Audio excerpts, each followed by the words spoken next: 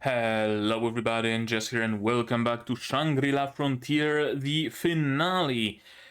Episode 25, alas, the last one, although I heard, I have it on good whatever, that there is a second season coming. It's already been announced in like 7 months-ish or so, the autumn season, I believe.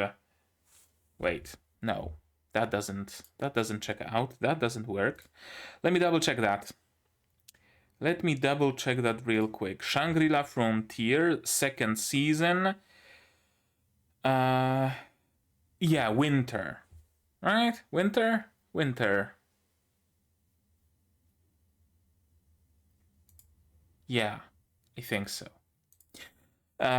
So a little bit of waiting, unfortunately, but fortunately another season is coming, and supposedly also a double core, which is just amazing. I couldn't have hoped for a better Easter gift, honestly. Today's Easter, if you didn't know that, at least. Does it differ between countries? I don't think it does. Yeah, today's Easter, and I was wondering whether I should maybe record this video tomorrow.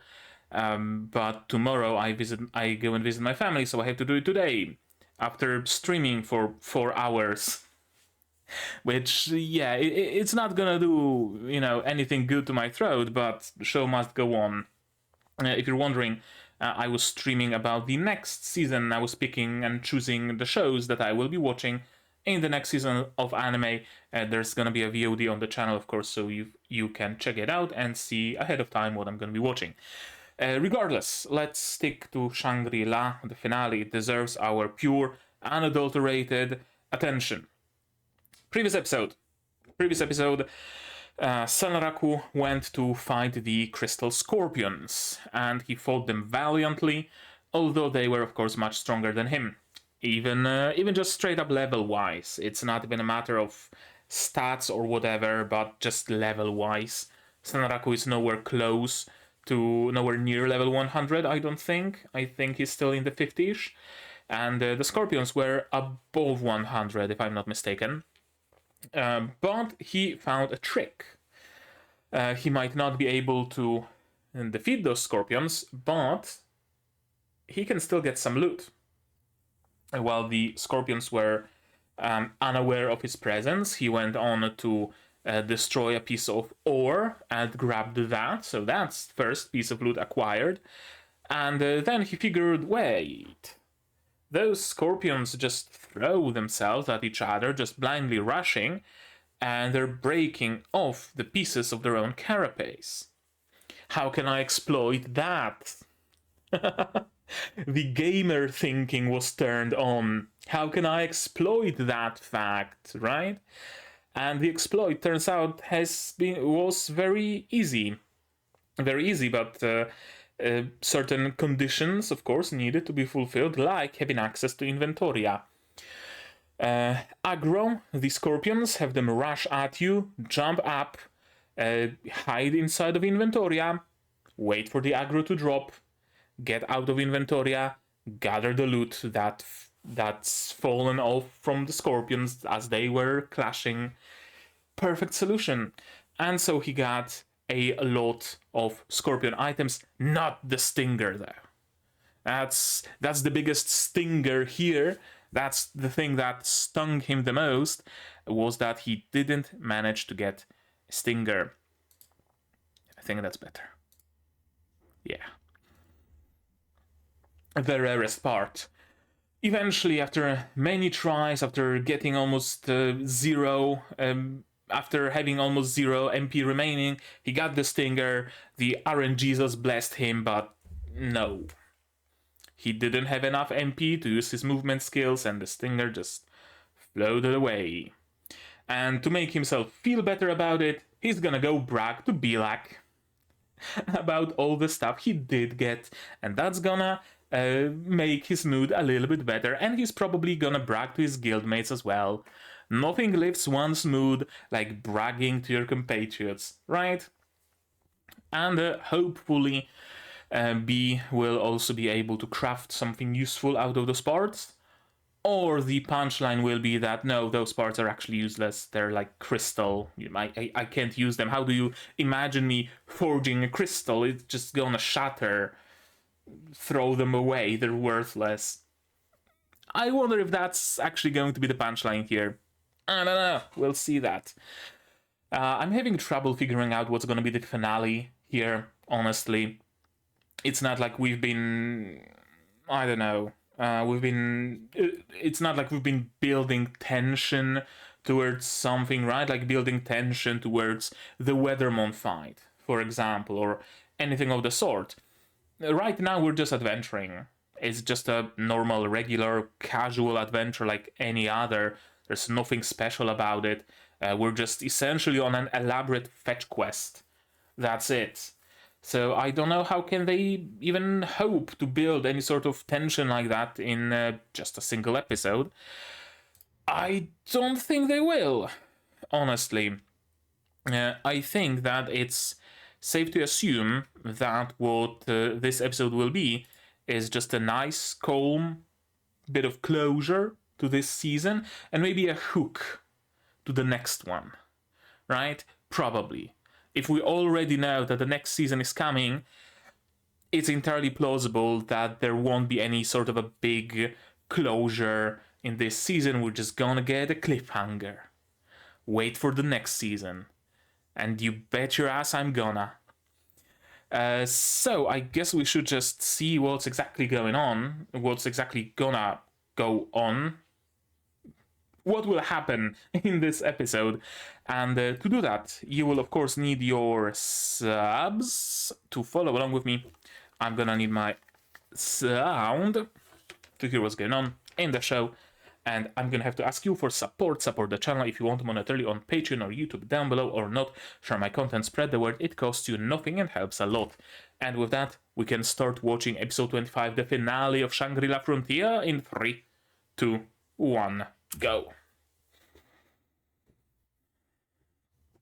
I'm gonna miss this OP.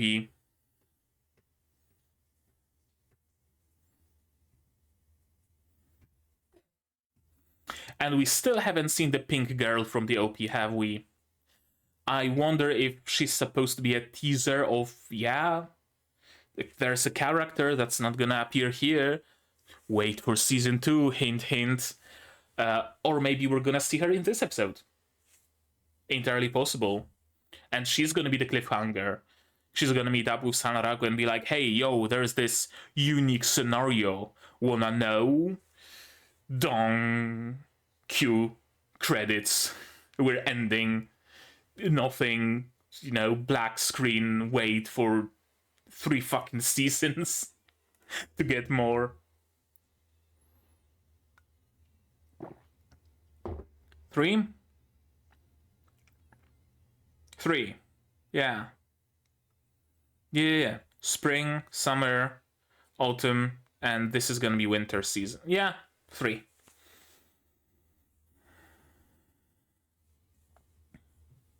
Yeah, her.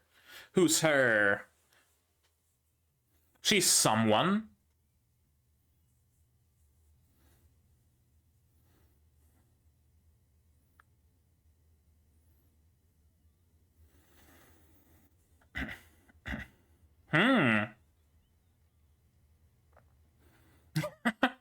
Emil is also smug.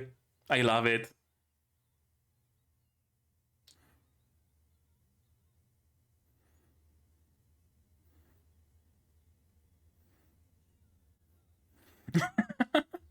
She's so excited.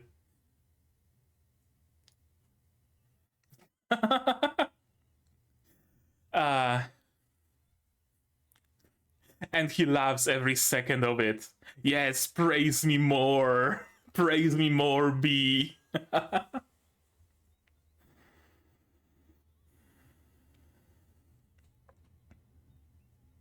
Better not, we need you.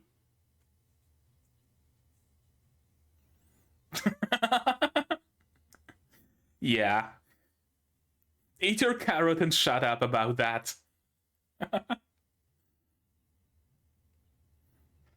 None, just armor.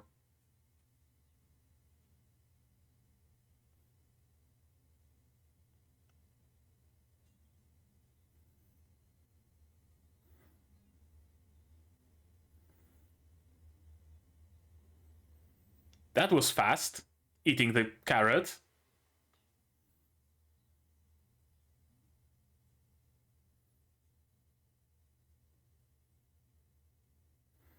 So, weapons.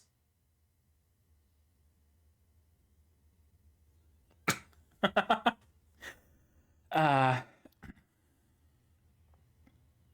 love them.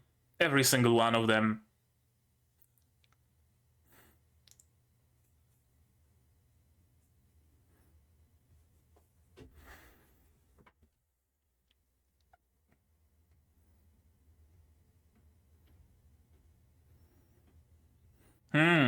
Something that Sanraku cannot really equip.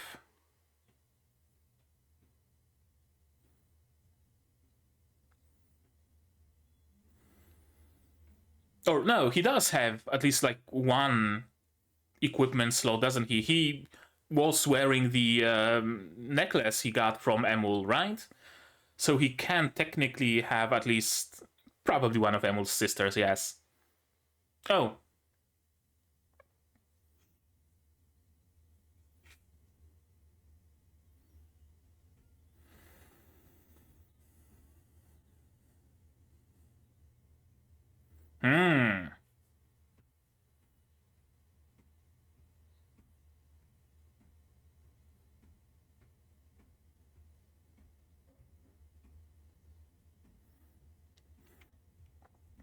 Sanraku still has no job.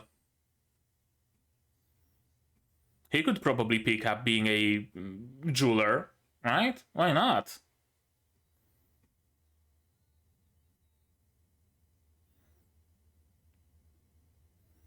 He probably is, yes.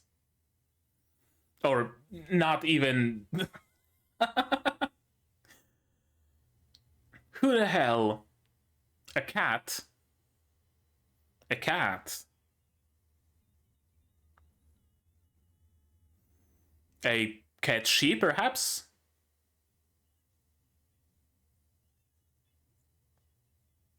Yep, a cat she. Katse. Oh, is Katseria like Rabituza, but for cats? And Aramis, of course, one of the three musketeers.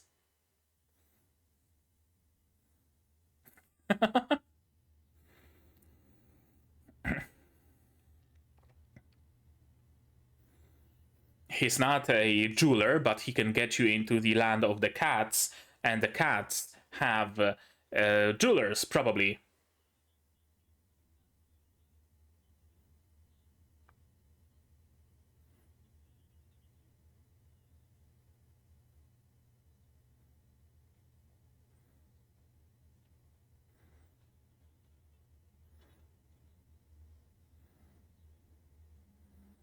D'Artagnan.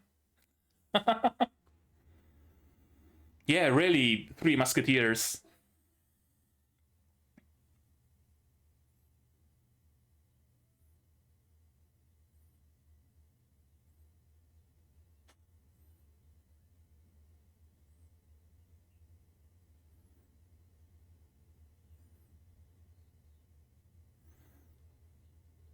It's a mask. No, I thought he's gonna take it off, but no.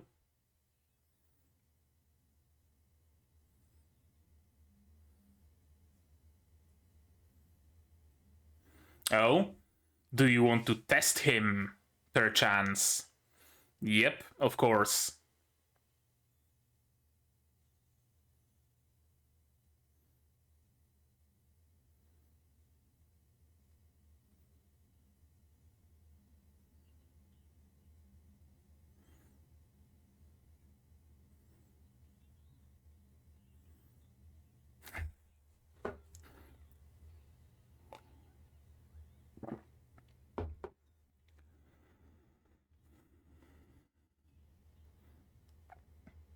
Of course. Of course.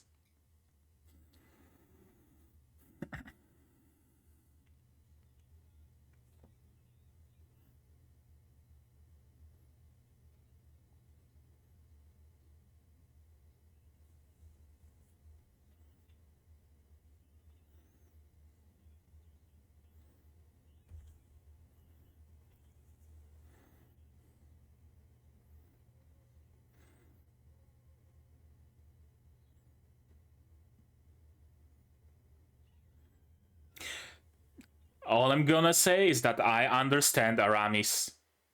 I ain't no furry, but I understand. uh,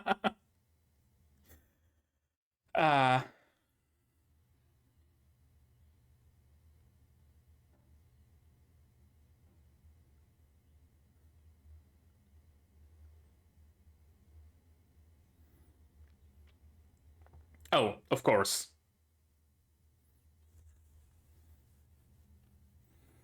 Is getting access to Katsuria also some sort of a unique scenario? Probably.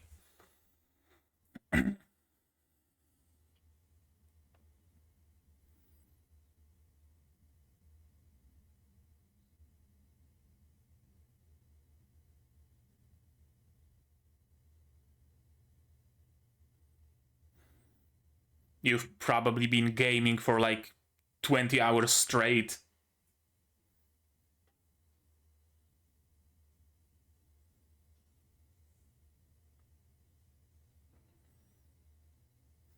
Right, we still need that. So many different storylines in this show. I love it.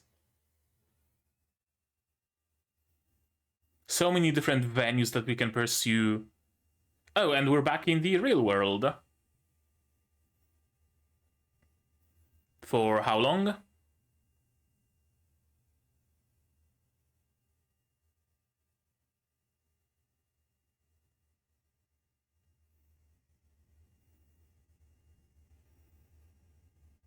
Oikatsu?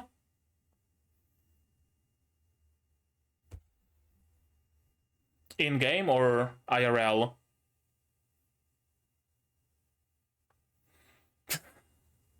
Yep, not logging out anytime soon, huh?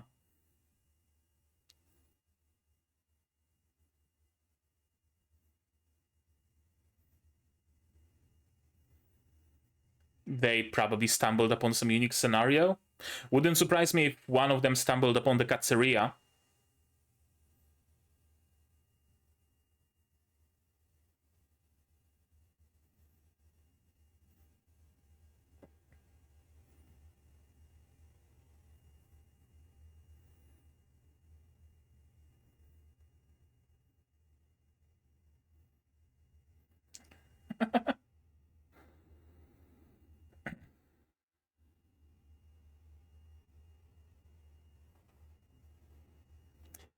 Something tells me it's something actually, like, at least semi-important, that they contacted you outside of the game.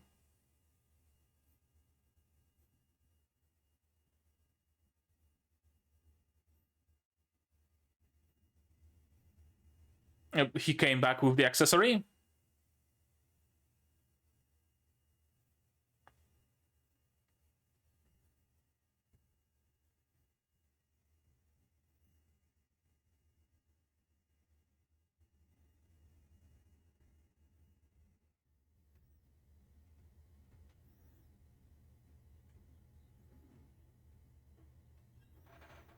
Okay, it's just gonna take some time until the accessory is completed. Of course.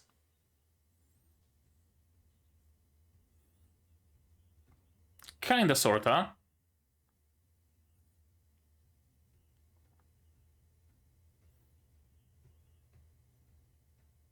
He's joining the party. Huh. Interesting how Sanraku is building up this whole, like, army of NPCs.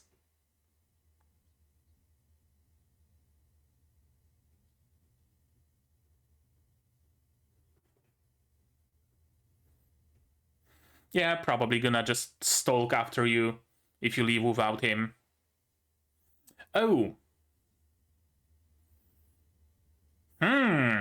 So we might actually get access to the Katsuria.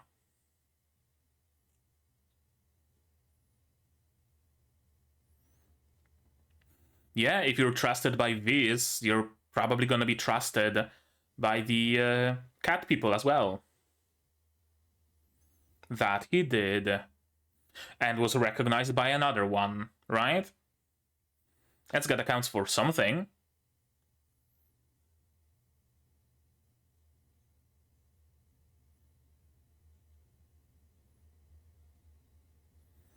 You're basically a hero.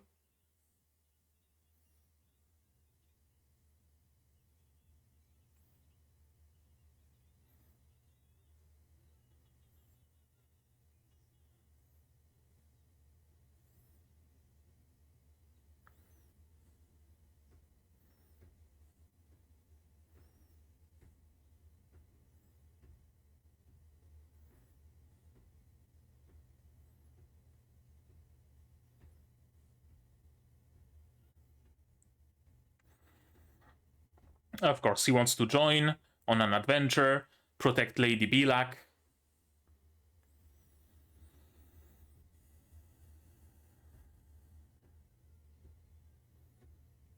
Hey, sign me up.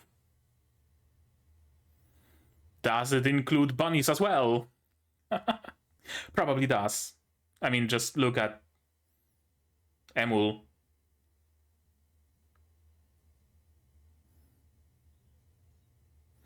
Yes, you are, Sanraku. Of course you are.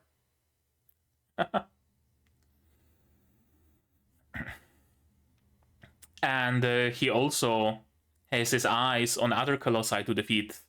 What happens when he defeats, like, 3 of them? How much pull is that gonna give him? Right?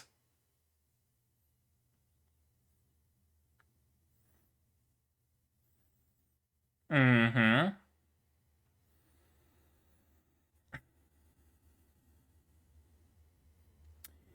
You just had to say it. You just had to say that, Sanraku.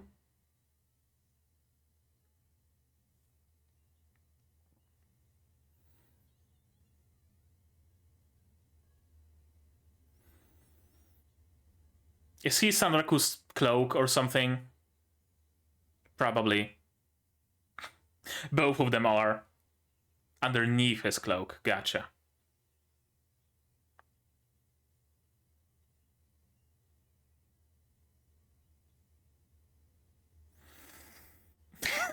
Okay. Yeah, maybe let's not walk around the city animating like that.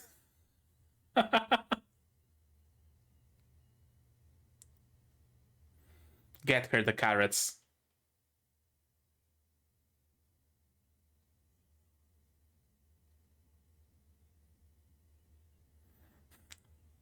A tentacle monster. I mean, an apt name for this garment, at least right now.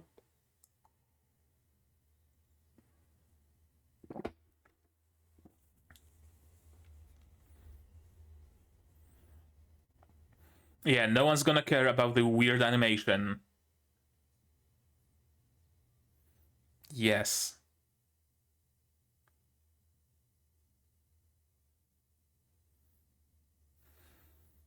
Whomst? Someone we know? Oh! The girl from the opening! She's a player! Is she? I thought she's an NPC, like giving some sort of an important quest or something, but no, she's a player.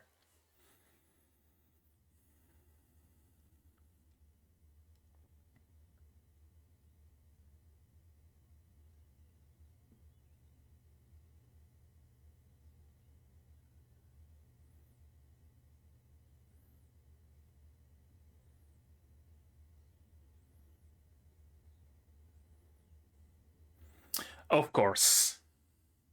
That would be the voice.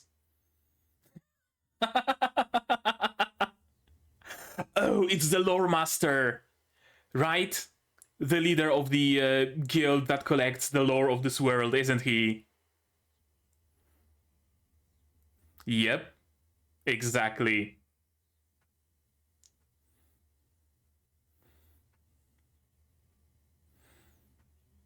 Yep, it doesn't fit at all.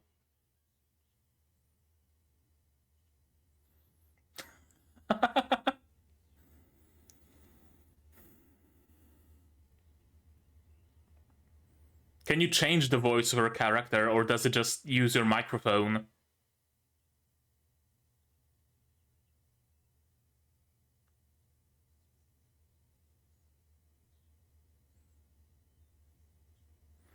Yep. The leader of the library.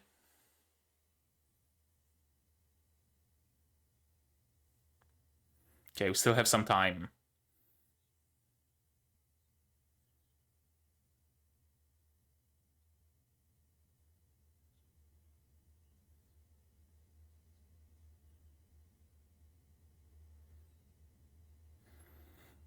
They're probably creating the wiki.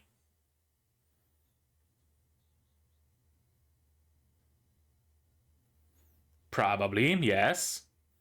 Vorpal Epic, Lycagon, defeat conditions, stuff like that. Maybe.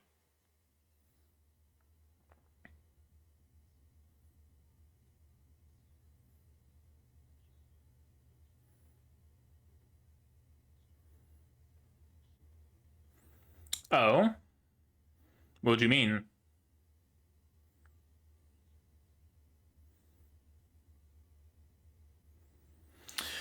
Right, there's no guide telling you how to trigger the Rabituza quest. There's no guide telling you how to get the true ending of the Weathermon fight, right?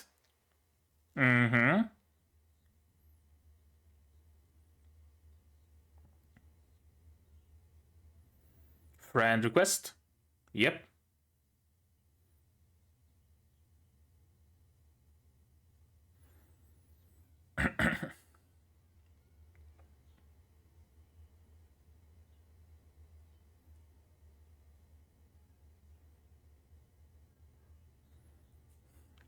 This voice with this avatar.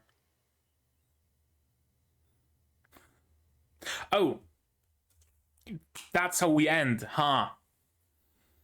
That's how we end.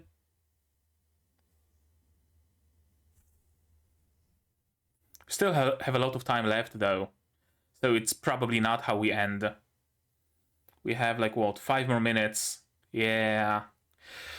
Oh boy. It really feels like a split core if this is the ending, doesn't it? Except it's like split double core 24 and 24 split from something that was supposed to be 48. Maybe. I don't know.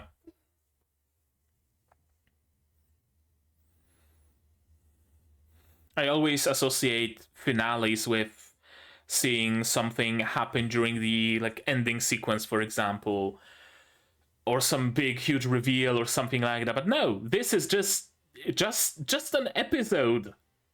This was just an episode of Shangri-La Frontier.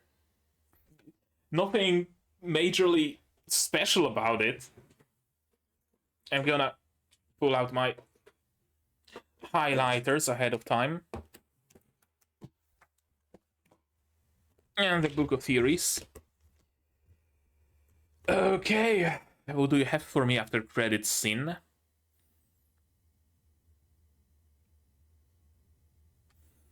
Oh. Not a mini, not a theater.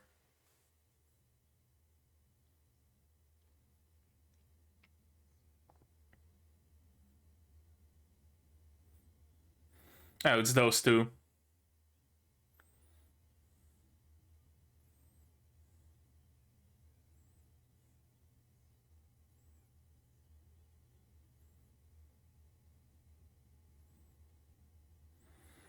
We will return to this world in season 2. And she went on a soul-searching adventure. That's a very nice accent.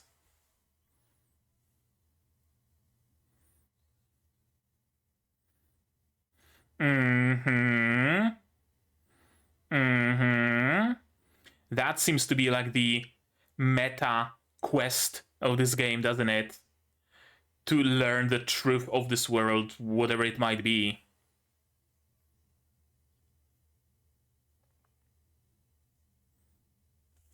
I mean, maybe. He's the protagonist after all, so who if not him, right? Lycagon's still waiting.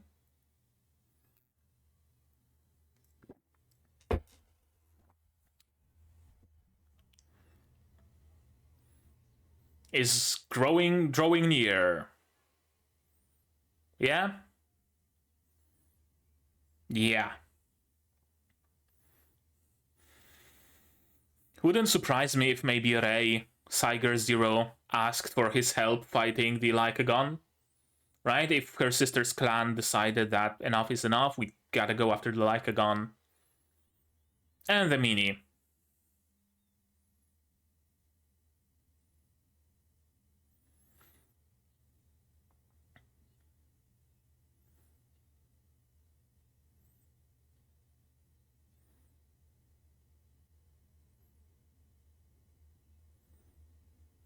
It's just rocks. Right, it's not exciting.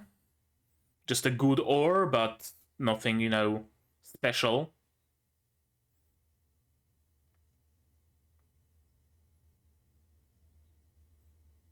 So multiple ores then.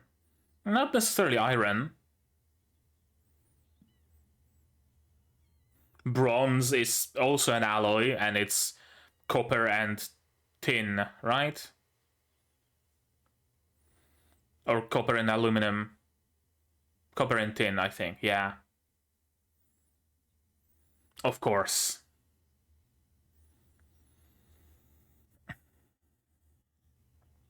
And I need leather for the sheaths. And I need, I know, something else as well.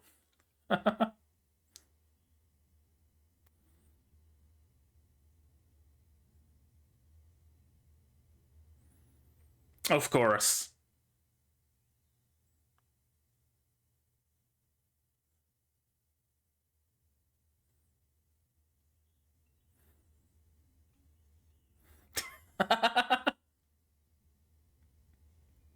Remember that NPCs in this world can die, Sanraku.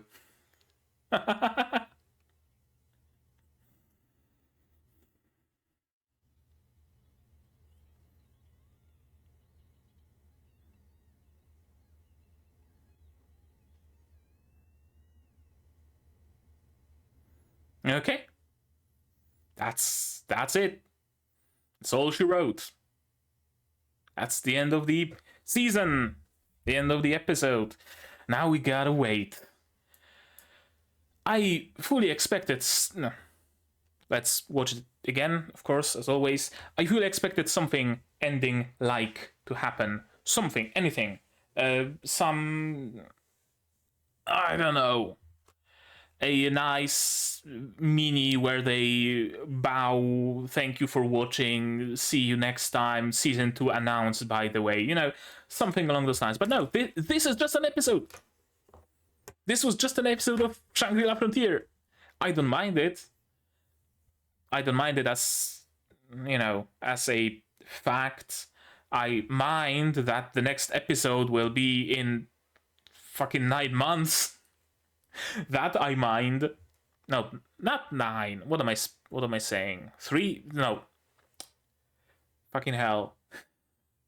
7 months. 7 months we need to wait until the next season. It's gonna be hell. It's gonna be hell waiting for the next season, I swear. The good thing is that we will get another 2 banger OPs out of it.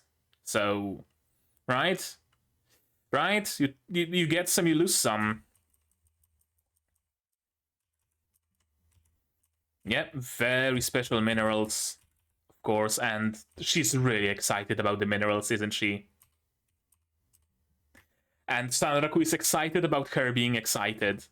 And Emul is excited about Sanraku being excited, and everybody's in the state of Adderall-induced hype.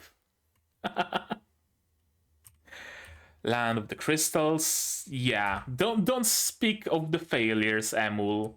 Speak of the successes. Have a carrot. Yeah, it would be... I finally get how the catchies feel. Right. I can make weapons out of the crystal scorpion parts and the ore, but gems are better used as accessories. Makes perfect sense, actually.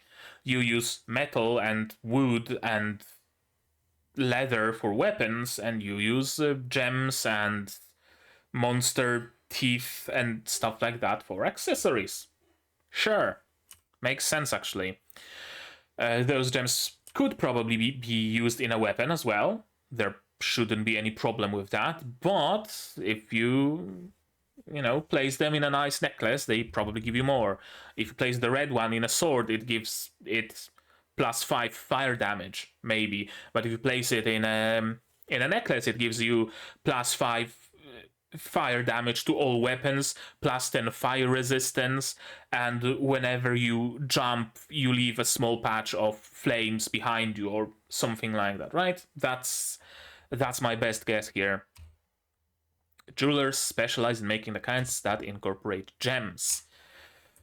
No jewelers in Rabituza, surprisingly. I really thought that Rabituza will be basically a one-stop shop for every single need that Sanraku might have. There's a store, there is a blacksmith, there's in general craftsman, there is... what else there is? There's a lot. There's a lot of different stuff in Rabituza. But no, apparently there is no jeweler. Jeweler is in the Katsa, like pizza but cat. That's how I remember it. Katsa, I think.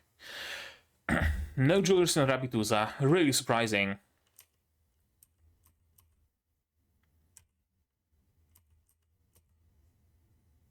And here we meet the Ketchi. The Ignoramus Ketchi, who is one of the 3 musketeers. I wonder who the other 3 are, because the 3 musketeers, I believe, were really 4. Yeah, Athos, Porthos, Aramis, and D'Artagnan. Right? Right.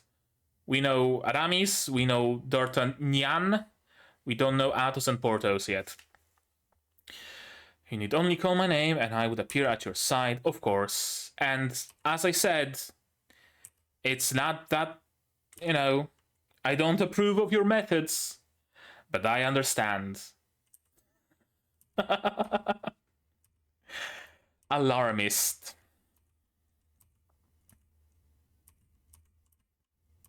And yeah, create a masterwork out of all those jewels. Single accessory out of all of them, that's gonna be like one big ass necklace to wear. Unless maybe... Actually, how many accessories can Sanraku realistically wear? We don't know that. We know that he's forbidden from wearing armor. He can't do that. The head slot is free, so he can wear a helmet, but no armor besides that. But does the Curse of the Lycagon include accessories? Doesn't include the neck accessory, because he did wear Emul's necklace. I wonder if it maybe works from like neck down, so helmet is fine, necklace is fine, maybe a mask is fine, that stuff is fine, but if you wanted to wear bracelets or rings or stuff like that, you can't.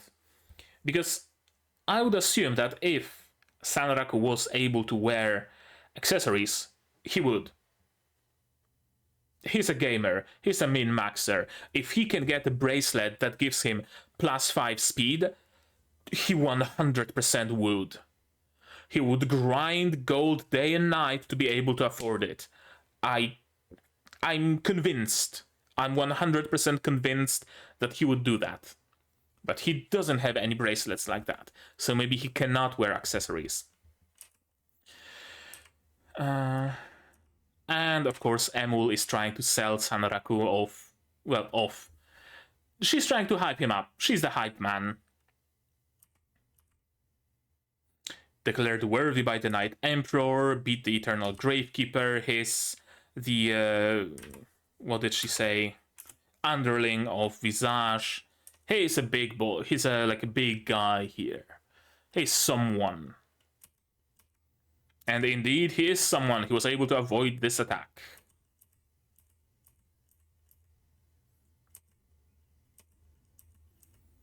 Right, use all of the gemstones, give them to D'Artagnan. Yeah, D'Artagnan. And I wonder what we get out of it. I shall see you anon. Yeah, anon as in soon, not anon as in fortune user. He disappeared. Katzeria. Yeah, Katzeria. Yeah, not Katza. It's not pizza, it's pizzeria. So, pizzeria, but Katzeria. Right. I'm gonna remember that. Vice Captain of the Kingdom of Ketshis. Much stronger than he appears. Stronger than B. As a swordsman. Katzeria. Let me note it down. Access to Katzeria for Sanraku and / or friends. Wouldn't surprise me if, for example, Sanraku didn't have access to Katzeria yet, but maybe Oikatsu met a Ketchi and followed the Ketchi around and found a way to get to Katzeria. Maybe.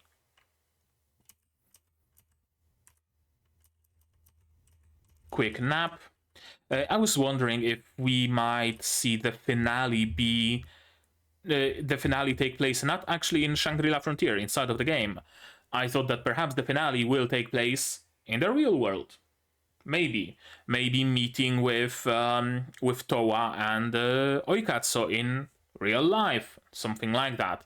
Maybe, probably not, let's be honest, but maybe Rei getting enough, courage to ask him for, I don't know, a walk or whatever. I mean, he probably doesn't even realize that Rei is Saiger, so he doesn't know that he's friends with her. But you know what I mean? Something like that. Something that might not be significant in the world of Shangri-La, but significant overall. Maybe I thought that he would go to the fighting game, whatever it's called, to meet up with Dragonfly, and maybe something's gonna happen there. Perhaps the move that Dragonfly figured out has been officially approved and officially accepted. Right? Something like that, maybe, I thought. But no, we just see that he gets a message from Oikatsu, who has a question and wants to talk about it, and Towa, who already wears the hairpin, that's a nice touch, who also wants to talk about something. I wonder what it is. It's probably something important. And I wouldn't do like Sanraku did and ignore it, because if they go to the lengths of contacting me IRL, it probably matters. If it didn't matter, if it didn't require my immediate attention, they would just send me a message in-game.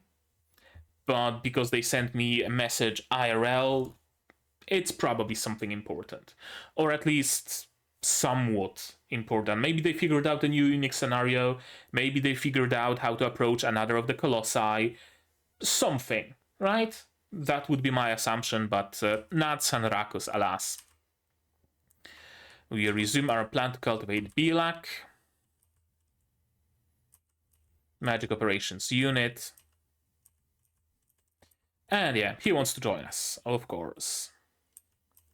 Because he needs to protect the Fair Lady Bilak. I really find it interesting that very often in shows like this, in stories like this in general, not just shows, but light novels, web novels, manga, etc., etc., the team, the group, the party consists of players. Usually. They might know each other IRL, they might not, but usually it consists of players. Like take SAO, take Bofuri, take Log Horizon, take any other game of this sort, any other story of this sort. That's what happens. Not so much here. Like, sure, okay, Towa is there, Oikatsu is there, but they just, kind of somewhere, they're doing their own thing. Meanwhile, Sanraku's team consists of NPCs. Solely and purely NPCs. And I wonder if this will have some sort of repercussions, some sort of effect that maybe this is the way to do something, like have a member of every monster man race in your party, and that will reveal the truth of the world or whatever. He has a bunny, now he's gonna have a catchy, well, he has two bunnies, now he's gonna have a catchy. Maybe we know there's lizard people and werewolves. Get one of each of those, right? Maybe something along those lines. He's gonna tag along, yeah, whether you like it or not. If you allow him to tag along, he will tag along, and you will keep an eye on him. And if you tell him to not come along, then he will just follow you. Same result. Catchy King heard about you and got a whole head of steam about not just making accessories, but putting the whole force of Katsuria behind you. Yeah, Sanraku is big. Sanraku is big. Katsuria and Rabbitoos are sworn allies, so if Sanraku is trusted by Visage, he's trusted by the king of the Katsuria. And he managed to fall a Colossus, and he managed to bring those rare gems, right? It's basically as if he brought a very rare kind of solid gold sweet carrot to Rabbitooza. Everybody would be head over heels for that. He did the same for Katsuria by bringing the gems there. Yeah, being the underling and beating the Colossus. All of that matters. All of that matters a lot. Catchies love gemstones, and they steal them even. But because you're a big shot, he didn't steal them, probably, or maybe stole just some of them. Yeah. What other pull? You got the... Apparently he can get a werewolf or a lizardman bride. Apparently that's a thing. Sure. I mean, why not? I'm down. I mean, why not? If she's like a powerful NPC in combat. If you're not careful, you could start a war. Yeah, so let's be careful. Let's be careful, Sanraku. Also, just something I noticed. Some very interesting shots in this episode. Like, you know, this shot from behind B and plenty other... Just interestingly framed, and the camera just placed in an interesting way. This show in general really likes using a camera, doesn't it? In more ways than one.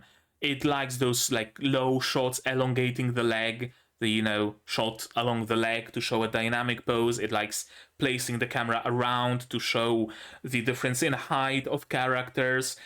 It doesn't just place a static camera, face, reverse face, shot, reverse shot, shot, reverse shot, like many shows do. It actually does interesting things. I really like this shot in particular. I don't know why. I just do.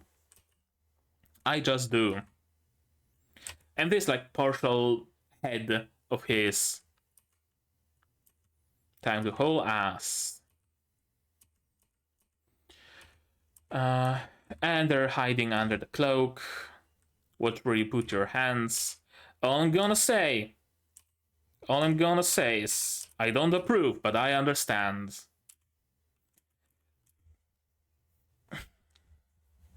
This is like whole another thing, though.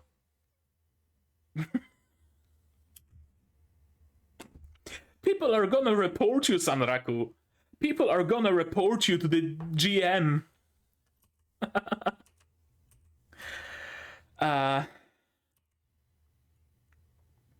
Yeah, if you run out, if you can't keep up your human image, I mean, we don't have another choice. You're gonna have to join the other two.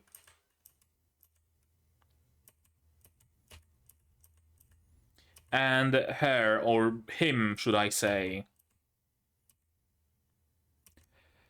The voice. The voice. Ritual Medjet Kefir.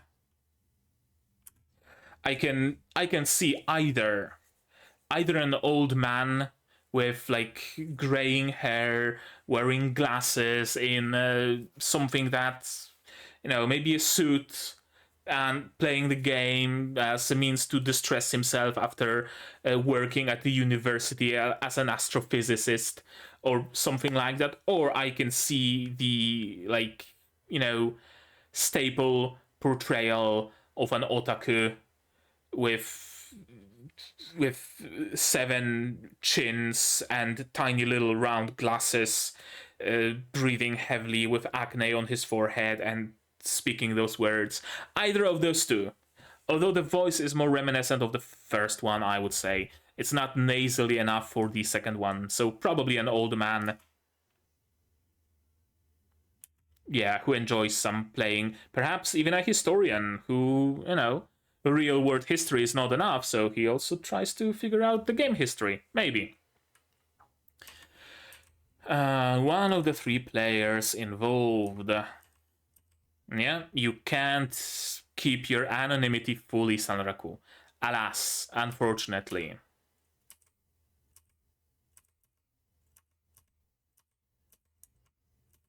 The leader of the library. Yep, he might have some very handy info. How can you unlock the Weathermon abilities? For example, maybe he knows. Maybe he knows when to find the ancient machinery. Maybe he knows where to find the magic control unit. Maybe he knows where to find the receiver delta, positioner delta, and transmitter delta that Visage requested.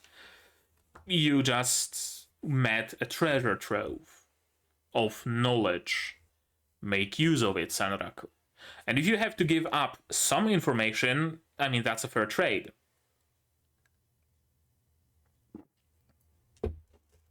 I would be willing to tell him that, I don't know. What would I be willing to tell him? How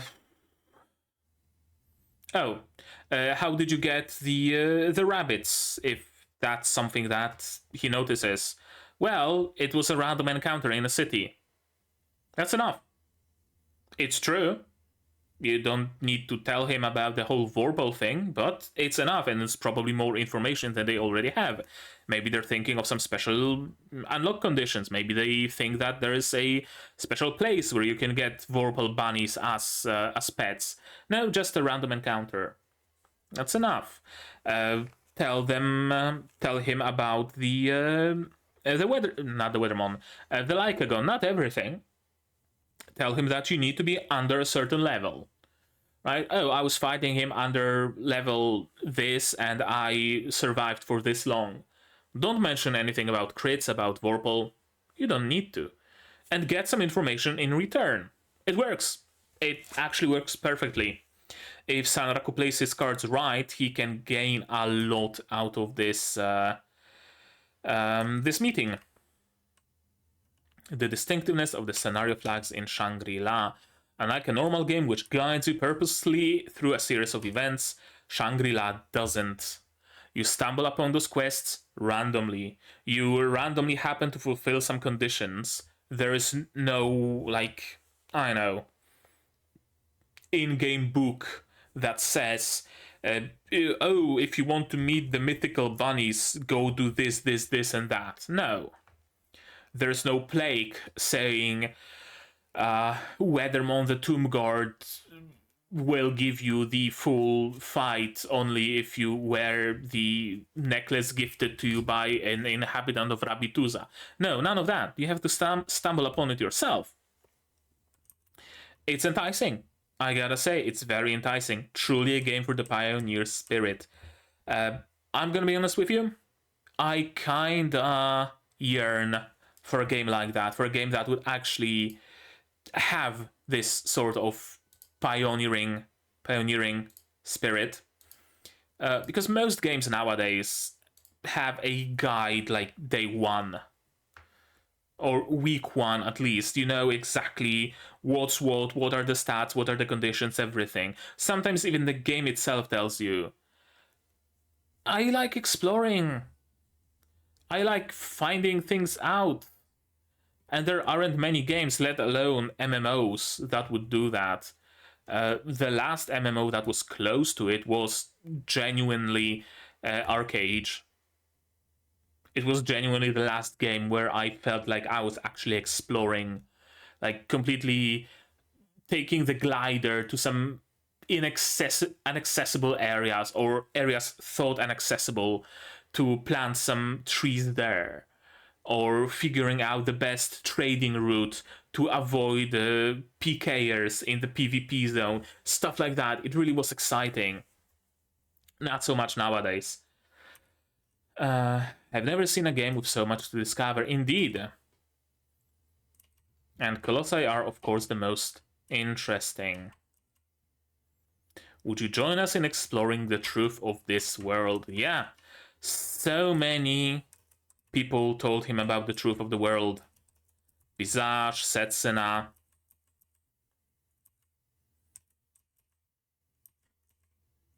And yeah, that's where we are right now.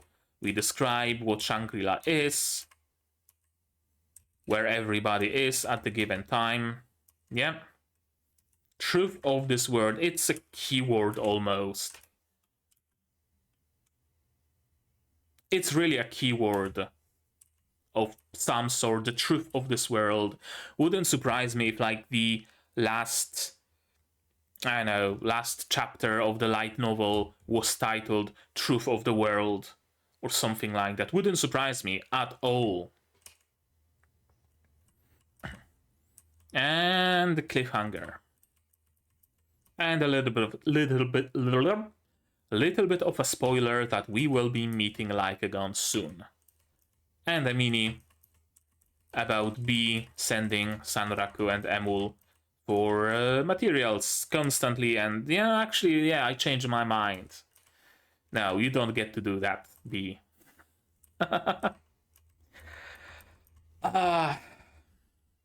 Such a good show. Such a good show. Very good episode as well. Oh boy. Boy, oh boy. Boy, oh boy, oh boy. Let's take a look at my theories, as we always do. Ko Amane. Who the fuck is Ko Amane? Kuon Amane, sorry, Kuon Amane. I don't know who's Kuon Amane. I know Towa Amane. I know, but anyway, Kuon Amane, episode 1 422, plays Shangri-La. I know who they are, even. Or maybe it was about Towa? Maybe it was about Towa. I don't know. I'm not gonna go back to episode 1. You guys tell me if Kuon Amane is Towa Amane. If they're the same person, I'm just gonna do the green. Redhead girl, meaning probably Rei, yeah, plays the game to get close to Rakuro. That's absolutely what's going on. She started playing Shangri-La to get close to Sanraku. Mana is Utopia's leader, Mana being the shopkeeper. We haven't seen her in Shangri-La, so probably not. Although maybe. Third city is called Third Borough. No, it's Third Rima. It's Third Rima. Redhead is the heavy knight. Exactly. The girl with a crush on MC is Miko Ojo-sama Yakuza. Ojo-sama, kinda, sorta, maybe. I don't know, it's still unclear. We still don't have like full background on her, so I'm just gonna leave it be. First half is Bannyland, second half is Party Play, meaning the first 12 episodes are about Rabituza, and the latter 12 are Sanraku traveling with companions. No, everything is very much centered around Rabituza, both halves. Coordinate teleporter Rei gave to Mia. Who the fuck is Mia? It's a Chekhov's gun. I don't know, maybe. Vorpal playstyle is the key to defeating the Lycagon. Lycagon hasn't been defeated yet, but it wouldn't surprise me. Blonde Twintails is the noodle arm player from Bob. Modor so Blonde Twintails. Yes. Yes. Yes. Yes. Man, trying to remember my code names for characters before I learned their names, it's a doozy. Purple Herd Spear user is Sanraku's sister, being Towa Amane. No! Not Sanraku's sister. Someone else entirely. Pencil Gun wants a party with Sanraku and Katsu. Yes, she was the one to propose it. Not a permanent party, but she did want a party. Sanraku loses to underworld bosses in a specific way and unlocks more scenarios. Well, he only met one of them, Weathermon, so I would say that's going to be a false, because he doesn't lose to underworld bosses and doesn't unlock more unique scenarios. Pencil Gun learns of Sanraku's experience. She gains a unique scenario by losing to Scalabos. Who the fuck is Scalabos? Weathermon? Right. It was a theory that Sanraku gained unique scenario by losing to Lycagon in a specific way, so Pencil Gun would figure out that, hey, by losing in a specific way to Weathermon, I can also unlock a specific scenario. No. Didn't happen. Katsu is a girl. Sanraku is surprised. No. Oikatsu is very much a dude, just using a girl's avatar. Rabituza is the key to defeating the world bosses. Kinda, sorta.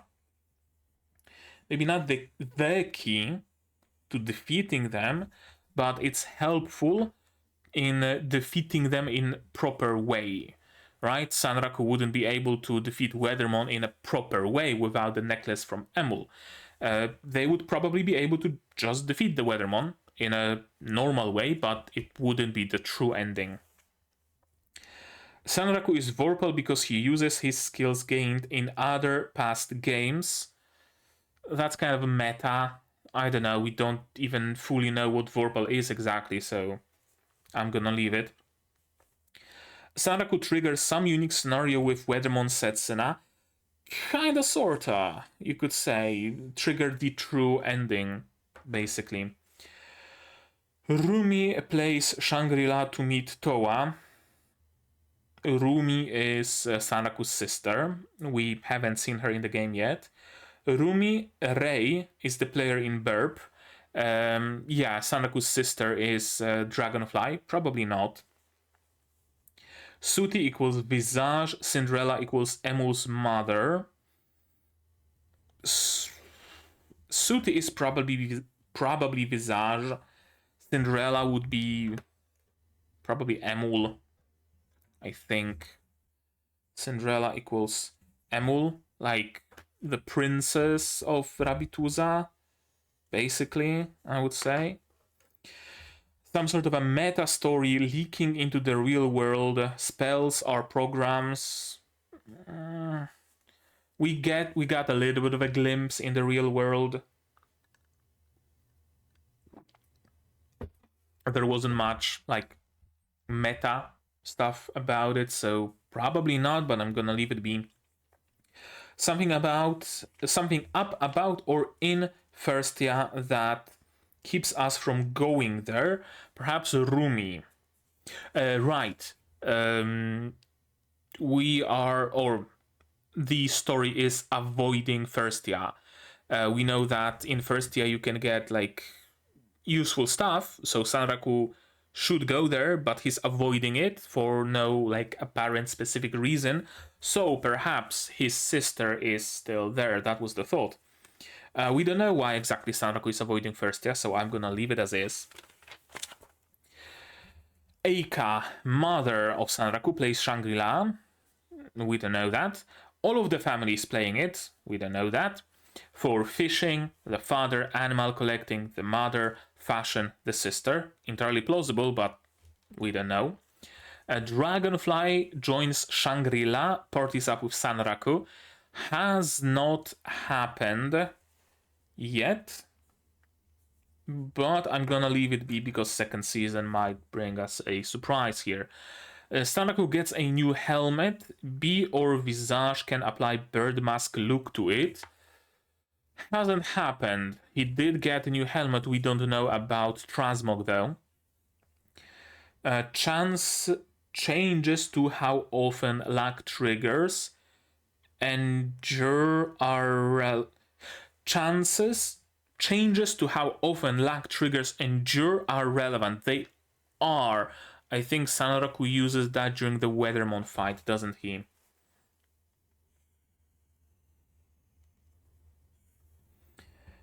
Emul's pendant is relevant to Weathermon fight. Yep. Absolutely. Flavor and taste buds level is relevant somehow. It's probably too early for that, but wouldn't surprise me if it was needed for some unique scenario, perhaps. A second plan that Setsuna talks about equals bringing players into the world. That's part of my theory that the world of Shangri-La Frontier is an actual real world in some parallel universe, and the first plan was to defeat the big evil, and the second plan is let's bring people from another world. Let's isekai them, but let's not make it an isekai. Let's create a game that they would be playing, thinking they're playing the game, but in actuality they will be defeating the monsters in our world. We don't know that, and if it is the case, we won't know that for a good while still. World of Shangri-La actually exists. The game is a gateway. Weathermon's weapon gets reforged into daggers for Sanraku. We didn't do anything with Weathermon's weapon yet. Bahamut is the final unique monster undiscovered. Plausible, probable even. A receiver, positioner, transmitter, delta drop from or are gated by Bahamut. Possible. Pentagon's hairpin from Setsuna is important. Maybe. Decapitator sword becomes relevant again. It already became relevant, but even after fighting the chorus, it might become relevant. And of course, access to Katsuria for Sanraku and or friends. Still too early. So this is the first page, and this is like half that doesn't really have much on it because it's very much a story in progress still. So can't really, talk about all of the theories if none of them, not many of them, some of them are still hidden, still unanswered. So no Frieren. The episode itself. It sucks as a finale. I'm gonna start with that. But with the knowledge that there is a... does it suck as a finale? Kinda sorta. It doesn't really close any of the storylines that we got recently. It opens a brand new one. It works as a finale where we know that a second season is coming. It works in this context. But if I didn't have the information that this show is getting a second season, man, I would be pissed. Because this is the worst way you can end a season of a show that might have its further existence and further episodes still up in the air. Legit the worst way. But it's not up in the air. It's confirmed. So it's fine. It's fine as a split core first part finale. I'm just gonna say. As an episode, it was a good episode. I mean, it's an episode of Shangri-La Frontier. I would be hard-pressed to find a bad episode of this show. So it's kind of a truism saying that, yeah, an episode of Shangri-La is good. It's implied by it being an episode of Shangri-La. I'm not sure about the Ketchi character. In low doses, this kind of a character is fine. I can get over it, right? It's fine. But if he's supposed to be a member of the party, and if he's supposed to be onto his shit 24/7, Man, I'm gonna hate this cat. I'm really not a huge fan of this kind of a character in, like, again, large doses. If it's just for comic relief every now and then, that's fine. But if every time they stand and fight, he's doing his shtick, yeah, let's maybe not. Let's maybe not. I hope that he either mellows out, or he has to go back to Katsuria, or I don't know, Sanraku goes back to traveling just with Emul, with B being busy by being a blacksmith or something. Then again, I wouldn't want to lose B from the team, because I really like B being a part of the team. And I'd rather just lose the cat and keep B. But if that means having cat's shenanigans 24/7, then, well, there's not much choice. Let's lose both B and him. If there's no other choice, of course.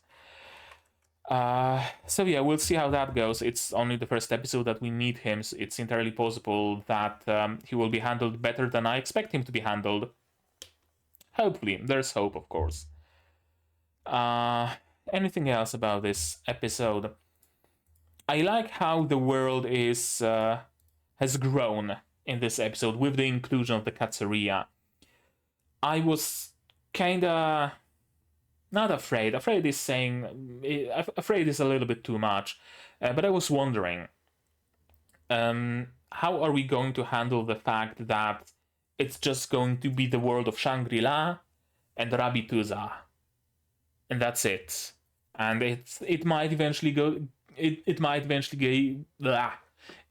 eventually get stale, right? Same characters, the same bunnies, the same areas. Like, okay, we can go to Crystal Place in the outer world, but when we go back to Rabituza, it's the Forge, Visage's room, Elke's shop.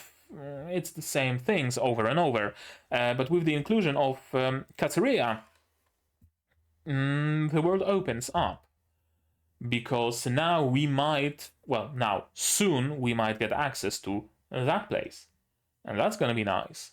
That's gonna be some new NPCs, some new things that Sanraku can get. Perhaps he can get some new abilities from their equivalent of Elke. He can get some accessories that he cannot get at Rabituza, but he would still need to go back to Rabituza for weapons, right? The cat wouldn't go to B for weapon if he could get weapons at Katsuria. So both areas will be relevant. That's my bet, at least. And we have also introduced a whole new another storyline. How many storylines are we at right now? How many threads? But yeah, now we have another one. Now we have the thread of finding out the truth of the world with the library. And this seems to be the sort of a main storyline.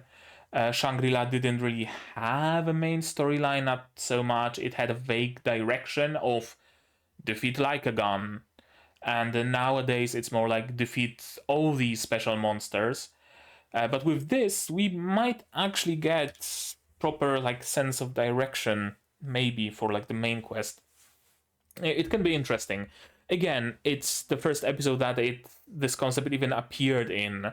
We still haven't even talked to the professor much, so it's kind of hard to tell, you know, what's actually the deal here. So we're gonna have to need a couple more episodes to fully learn that. It's entirely plausible that it will be just a one-off foray, right? Tell him some information that you have and that you're willing to share, and the professor tells you some information that he's willing to share, and you both get information out of it, and that's the end of it. And professor says, hey, yo, Sanraku-kun, if you ever get some, useful info, just call me up. You have my friend invite, and tell me about it. I'm gonna give you like some money or rare gems or some information or whatever. Maybe, could very well be. We don't know that because we were rudely interrupted by a cliffhanger.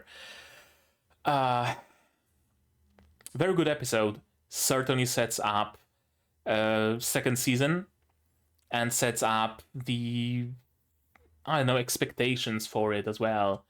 I'm expecting that we will follow the storyline of the Truth of the World. I expect that we will follow the storyline of the Katseria, right? It's nice. It works in that way of getting you excited for what is to come, for sure. I wonder if the equivalent of this episode in the source material was in the middle of a volume. Something tells me it is the middle of a volume, not the end of it. I don't know, maybe. Maybe not, who's to say. I'm gonna be waiting patiently for the next season though. You can be damn sure that I'm gonna be. 100% I'm gonna be waiting for more. I need my weekly fix of bunnies. I need my weekly fix of Rabituza, of Emul, and now of Bee as well. I really grew to love her. She's great. Bunnies are great. Cats, not so much. Not in this show. Cats are great IRL, but not cat cheese. Yeah, not cat cheese. Now, I should talk about the series as a whole, right? Or, well, the season as a whole, at least.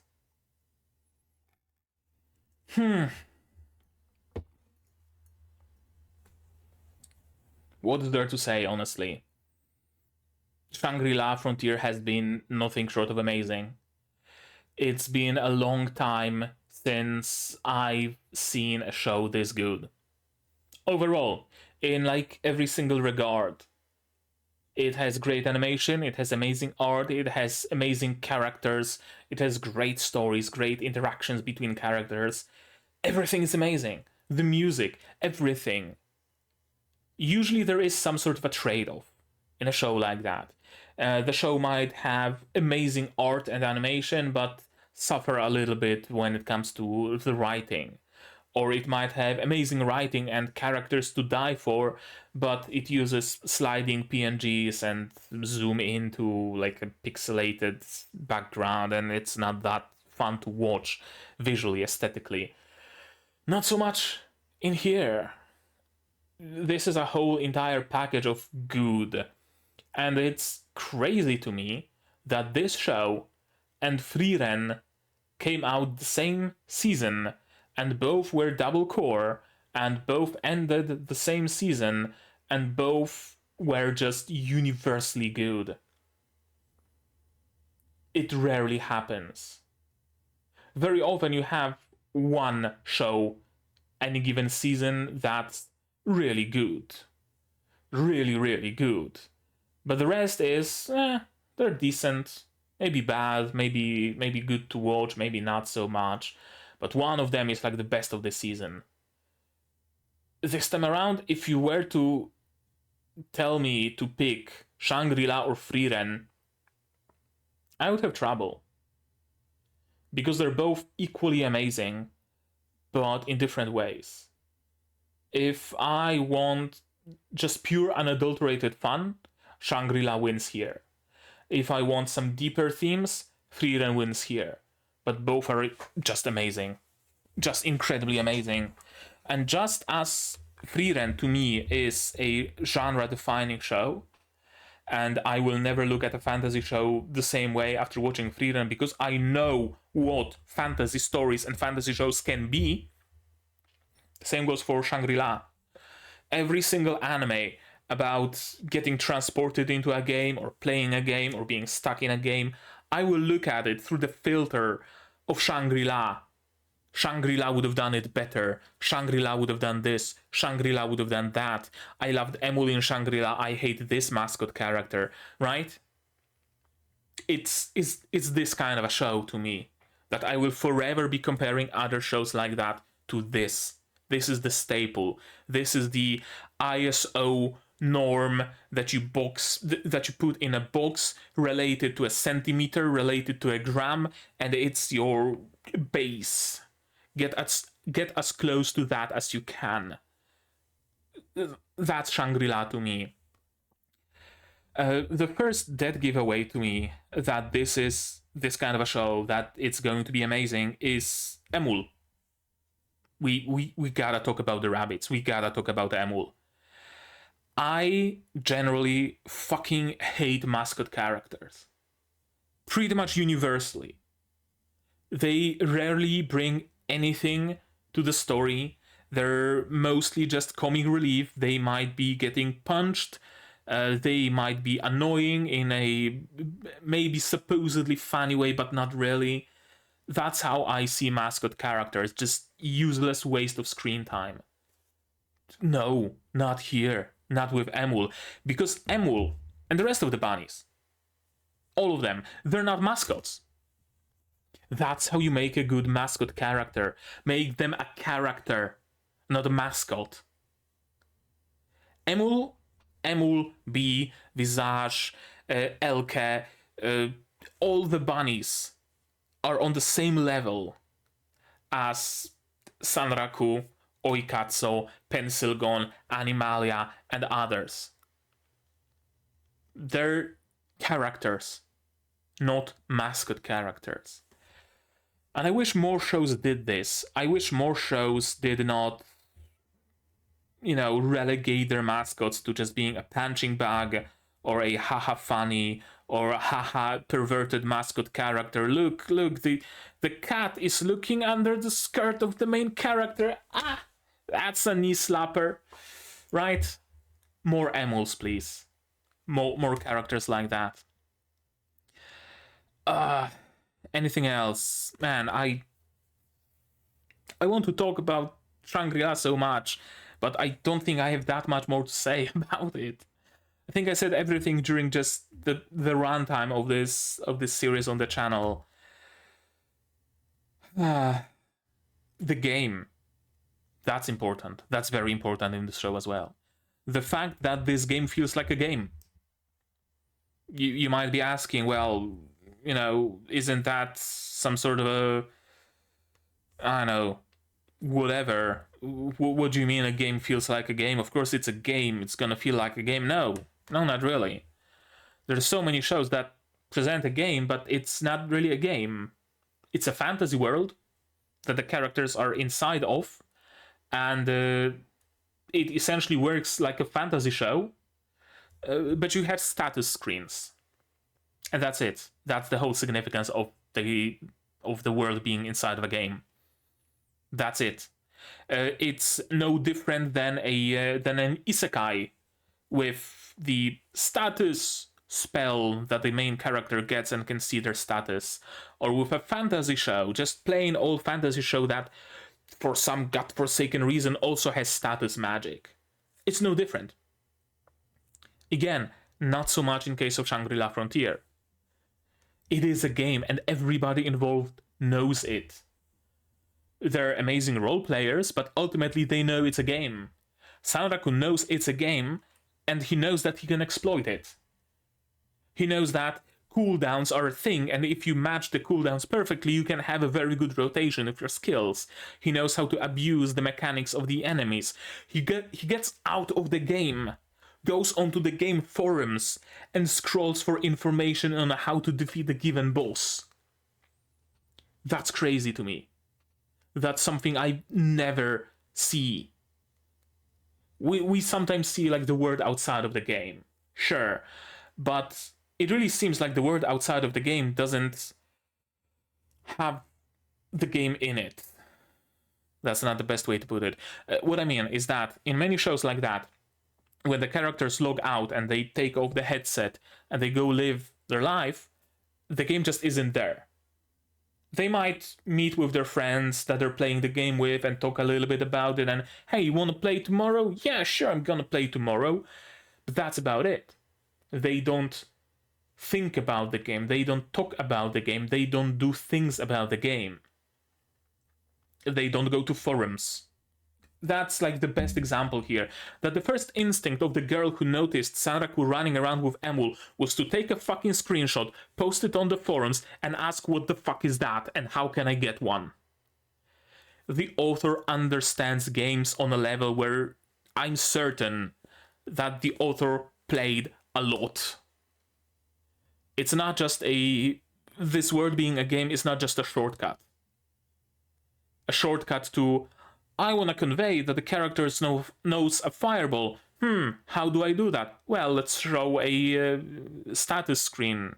But my story is a fantasy. How do I show a status screen in fantasy? Oh, let's make it a game. That works, right?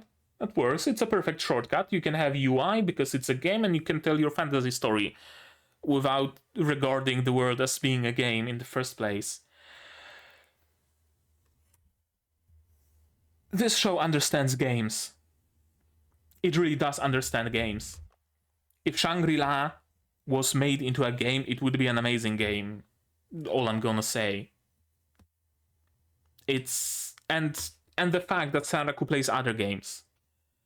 We sometimes see that, right? Like, oh, the very famous gamer picks up a new game and gets sunk into it, and the fantasy world is what we see on the screen. And yeah, he played a ton of games. He's like the best gamer there is, and he's playing the new game now, and we follow his adventures in that game. But you don't see them log out of that game and play something else. You don't. How many times have, I don't know, Kirito played something else than SAO? None. Not that I can tell, not that I've seen all of SAO, fuck no. But, right? Nobody does that. This game does. This show does. Sanaku logs out and he goes play the fighting game. Just to relax, just because he plays other games as well. He's not stuck to Shangri-La. He has friends in other games, he plays those other games, right? This anime just understands what it is and executes on it perfectly. It doesn't try to be something it isn't. It doesn't pretend to be something it isn't. It doesn't try to deny that it's something it is. It knows what it is, and it accepts that fact, and it works with it, and with everything that comes with it. It utilizes all the facets of gaming, of being a game. Good shit. Anything else? The storytelling. That's another great thing about this show. The fact that we get so many parallel storylines right now. Very often, usually, most often, always, almost, the storyline in a story, in a show, is pretty much you have like the one main storyline, and maybe you branch off and then you come back, and you branch off and you come back, and you branch off and you come back, right?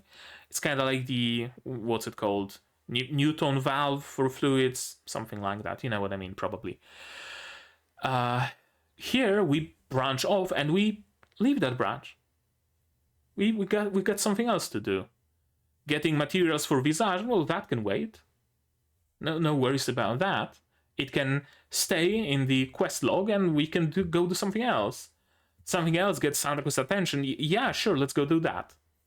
Yeah, let's go do that right now. Let's go fight the fucking scorpions. Why not? Let's do it right now. We find another thing that we have to engage with. The finding the truth of the world and the library. Yeah, sure, let's get into that. Let's temporarily suspend our working towards Bilak's growth, and let's do that for a while. And then let's suspend that and go back to raising B. And then, yeah, something else came up. Let's stop that because Towa figured out a new Colossus, how we fight in, and, you know, all the other quests are on hold right now because we gotta prepare. And, oh, preparations are underway. I have some free time, so let's pick up, let's find the Delta stuff for Visage. How about we do that? It's really reminiscent of how you play a game, or how I play a game, at least. I pick up a quest, and I go do something else. I have that quest in my quest log. I'm gonna do that eventually. But I found a cave. Let's go visit the cave. The caves are cool. I might get some sweet loot. And oh shit, there is a dragon. Let's fight the dragon now. And oh, what was I... right. 50 bear pelts. I was supposed to do that like 3 days ago. Sure, let's pick it up whenever, right? I don't know, I just enjoy it. I really enjoy this storytelling here. It really feels like a game, and it also feels natural. I think that's the big thing here. It feels natural. They're not doing the like forced gamery stuff. I don't know how's the whatchamacallit, dubbing, because maybe dubbing is full of lead speak and lol pound owns and then saying the Orange Justice or whatever, probably knowing the localizers. But yeah, it's not forcefully gamer. It's not like screaming at you, hey, it's a game, you hear? It's a game. See, there's a menu. There's a menu there. See the menu? It's a game. There are numbers above NPC heads. Have you seen the numbers? No, none of that. When this show is supposed to be immersive, it is immersive. You don't see any numbers above player characters. You don't see any numbers or I don't know, names above NPC faces. You don't see UI unless it's explicitly needed. And yet when it is needed, you do see it. It just works. It just works. And I'm gonna end it here because I've already been talking for an hour and a half, and I could sit here and gush about this show even more until the fucking heat death of the universe, but I'm gonna stop myself. I'm gonna save some of that for the second season. And when the second season comes, and when the second season ends, be prepared for a 2-hour opposite of the rant of me glorifying this show. I'm just gonna release it as a separate video, me just rambling about how amazing it is and how much fun I've had. I had a lot of fun. I had a metric ton of fun. One of the best shows I've seen in recent memory, to the point where it genuinely makes me afraid of trying to pick up any shows this season because I don't think they can live up to my expectations now. This and Frieren created such high expectations for me that if I pick something and it's less than Frieren, less than Shangri-La, I'm gonna be like, yeah, I guess it's good enough. It's not, not Frieren, not Shangri-La. I should go rewatch Frieren and Shangri-La right now. I'd rather do that, right? I'm afraid it's gonna happen. Hopefully not. Hopefully the shows I did pick up during the live stream that you can see the VOD if you want, will live up at least a little bit to those shows that I elevated so much, that I hyped so much, for a good reason though. For a very good reason. I don't think there's anybody who would be hating on Shangri-La. I really don't think so. But yeah, right now I guess that's gonna be it from me for today. But maybe you guys have something more to add to my rambly glorification of this show, and if so, say so in the comments down below. What did you think of this episode, my reaction, my theories, this series as a whole? Tell me all about it in the comments. No spoilers from the source material, please. Spoilers can go to my Discord here, also in the description below. Like this video if you liked it, subscribe to be notified of future videos. Not only no more Shangri-La, but Yuki Yuna is a hero. Metallic Rouge, we still have to finish that, and other shows coming in the future. You will see what they are. Subscribe. Already said that. Click the bell to be notified when I go live, because I do go live sometimes, like during the seasonal stream, so click the bell to be notified of that. Support the channel if you want monetarily on Patreon or YouTube down below. On Patreon for $10 a month you get early access to non-seasonal shows like Yuki Yuna, and for just $1 you get a role on the Discord and a place in the credits. You can also support me directly on YouTube via memberships, super thanks, super chats, stuff like that. And if you don't want to spend any money whatsoever, you don't have to. Share my content, spread the word, it costs you absolutely nothing and helps the channel a lot. And now, with all of that out of the way, that's gonna be it from me for today. So as always, you guys do all the good stuff, and I'm gonna see you in the next one. Cheers! And here's my wonderful Patreons: QB, Without a Net, The Survivor, Zayren, Absolution, Nikala, Ishtamu, Marcos, and Dr. Watt, Akomonster, Marsh, Fassel, and Hans Peter. And you can join them as well without having to know the truth of the world.